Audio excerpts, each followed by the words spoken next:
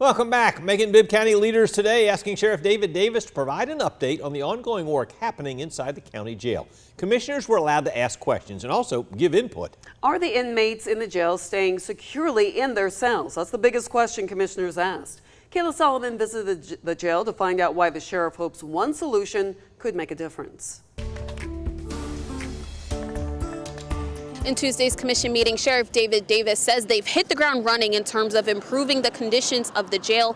But one item at the top of their list is trying to find ways to cut back on the inmates jamming the cell doors. There's a little track that the cell door goes along, and that's where people can put debris down in that track, and it gums up the door. Sheriff David Davis says on a regular basis, inmates are clogging up cell doors throughout the jail. He says it creates possible safety issues for the deputies and other inmates. It creates a situation where they can wander freely on the cell block, creates situations where they can get out of their cell and go into another inmate cell, and we've had potential attacks. He says after discussions with an outside contractor, they've decided to test out possible solutions on a handful of cells to see if any of them work. The first solution is a grid on the lower portion of the cell door, which makes it harder for inmates to get their hands through and block the door trap. Through here to put stuff down in that trap.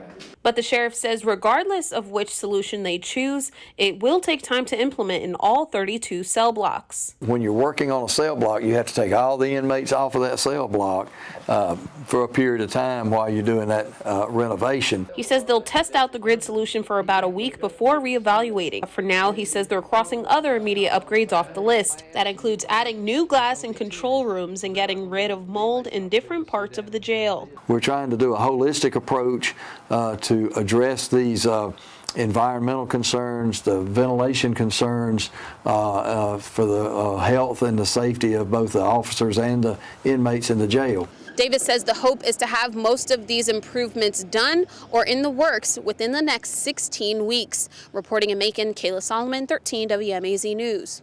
Sheriff Davis says on the top of the improvements inside the jail, they've also been making more hires and recently lowered the age of applicants to 18.